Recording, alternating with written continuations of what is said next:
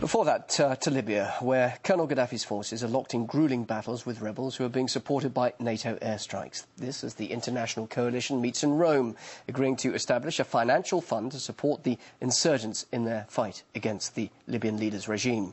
US Secretary of State Hillary Clinton says Washington also hopes to use Gaddafi's seized assets to fund the insurgency, and the rebels want more material help, including weapons, and are even asking the alliance to kill the colonel on their behalf. But the coalition insists that Gaddafi is not their target. That's despite bombing his compound, killing members of his family. Well, for more analysis on this, I can now cross to America, to Austin in Texas. And Professor Alan Kuperman joins us from there. He's an expert on US military intervention. Thanks for joining us here on RT. Now, the coalition has been bombing Libya for what now? Nearly a month. And we're hearing about this new financial fund to support the rebels now being agreed. Do you think, though, this is perhaps a step closer to seeing boots on the ground? Well, I doubt you're going to see American boots on the ground except for special operations troops. So I don't think you'll see a large presence. And I know that President Obama wants to avoid that. But the president has been pretty clear that what he wants to do is strengthen the rebels enough and put enough military pressure on Gaddafi so that Gaddafi steps down, leaves the country, and then there's a transition to some sort of, I assume, power-sharing government. That's the goal. I'm not sure that that's being accomplished anytime soon. Instead, what we see is that the war is going on and on. It's escalating. The battlefield has been leveled, and that just means that there's more fighting and more civilians being caught in the crossfire. Being an expert on military intervention, why do you think this NATO action hasn't worked so far?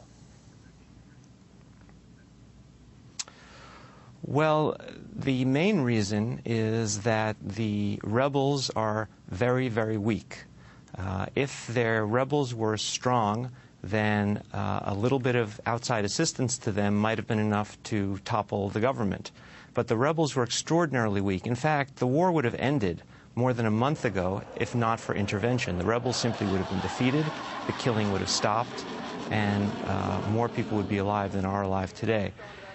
So what the intervention really did is just level the playing field. This is actually quite common. I've written books, I've written articles about this, that intervention that is intended to end the violence sometimes escalates the violence, and that's exactly what's happened in Libya. And so Gaddafi is secure in Tripoli. His forces are loyal. Large parts of the country support him. And so a little bit of intervention is not going to compel him to step down. But what about intervention where they remove Gaddafi? The coalition say they want him gone. They say they're not actually trying to kill him, although we're seeing attacks on his compounds. Would killing Gaddafi, removing him, then result in a very swift end in the conflict? Is that the right thing to do now? Well, there's two questions. Would it result in a quick end to the conflict, and is it the right thing to do?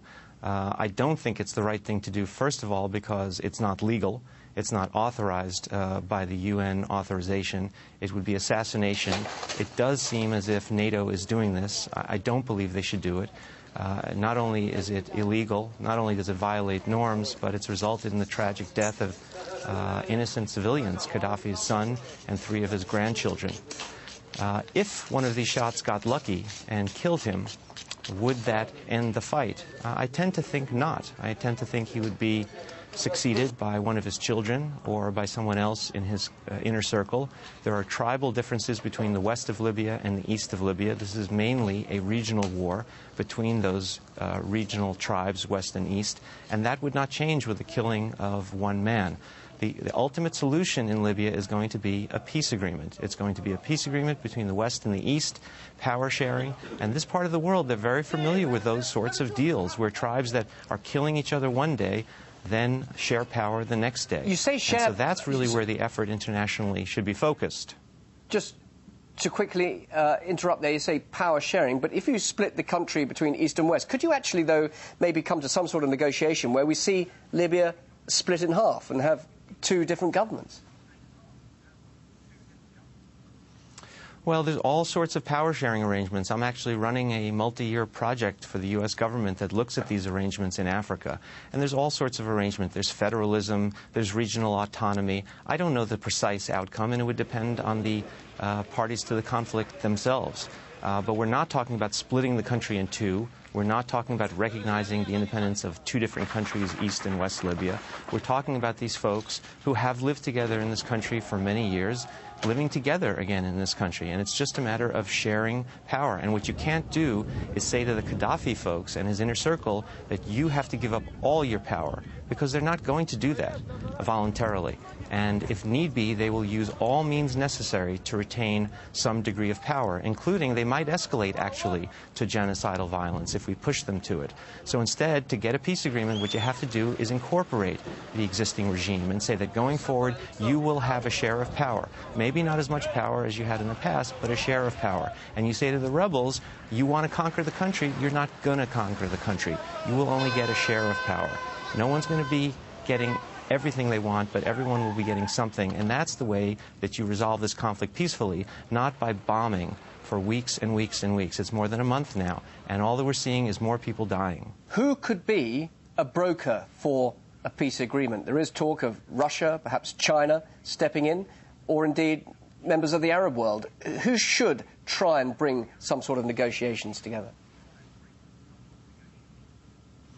Well, it's not clear. It looked as if Turkey was trying to play that role for a while, and they've now stepped back from that role, and they've sort of joined fully with NATO. They're obviously a member of NATO, but now they've come on board and said Gaddafi has to step down before there can be talks, and of course that's a non-starter for Gaddafi. So it's not clear. Sometimes this can be a state, sometimes it can be an individual diplomat. Jimmy Carter, for example, has brokered these sorts of deals in North Korea and elsewhere. So I can't predict that. But the key is it has to be someone that's trusted by both sides, and so it can't be any state that has biased itself by saying Gaddafi has to step down before there can be talks, because that's a non-starter. Can we talk about what's happening in Syria at the moment? The regime there has reportedly killed hundreds of peaceful demonstrators. Some would say that qualifies for military intervention there. Is that likely to happen? I think that's unlikely to happen, and for a variety of reasons. First of all, the U.S. government is very worried about regime change in Syria. It doesn't love the current regime in Syria, but it's the old adage of the devil you know versus the devil you don't know. And what we're worried about is that if there were some sort of regime change, what you might see is an explosion of civil war, sectarian civil war, and religious civil war in Syria. And the analogy that's drawn is Iraq, but you might also draw an analogy to Lebanon.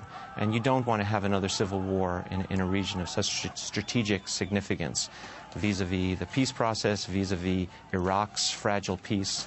So that's the first thing, is that the U.S. doesn't want regime change in Syria.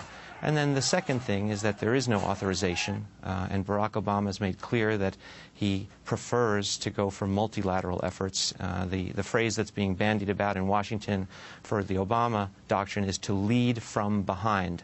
And that sounds like a contradiction in terms, but the point is that he wouldn't, I think, want to take military action in Syria without a UN authorization, and I do not think that is in the offing. Very interesting to talk to you. Thanks for sharing us your thoughts there live in Texas. Professor Alan Kuperman, thanks for being with us on RT.